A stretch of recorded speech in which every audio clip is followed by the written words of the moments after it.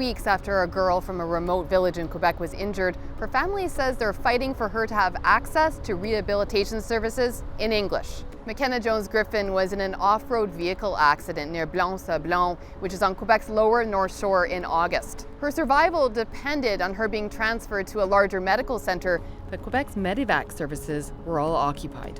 A decision was made to send a search and rescue helicopter from Newfoundland, and she was picked up and transferred to the Janeway Children's Hospital and Rehabilitation Center in St. John's.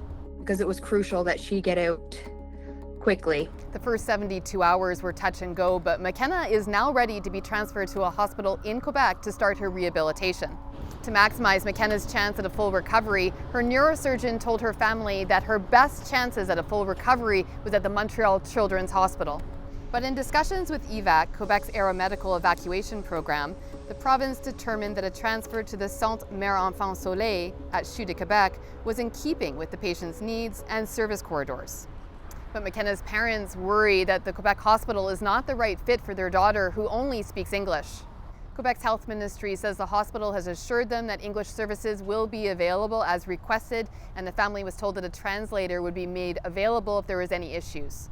But McKenna's parents say that's not acceptable. They say their daughter's right to medical care in her own language is being violated. McKenna's father says he was told by the neurosurgeon that his daughter's brain needs to be rewired. They can't have no confusion between English. This needs to be 100% English-speaking therapy. McKenna's parents are concerned that this whole situation is starting to stress the 10-year-old. She's not the same girl as she was 2 months ago. So she's realizing now that I'm not speaking the way I should be speaking. I'm not whacking the way I should be whacking. I'm not doing anything the way I used to be. And she's getting very, very upset and frustrated over this. We spoke with a retired neurosurgeon who's worked at a traumatology center here in Montreal. While he isn't familiar with McKenna's file, he says that McKenna's parents' concern is legitimate. As patients begin therapy, conversation and language become much more relevant. There's a need to have conversation and to have exchange with the treating physiotherapists, ergotherapists, and all that. He says there's no doubt that Montreal will be able to offer those services in English.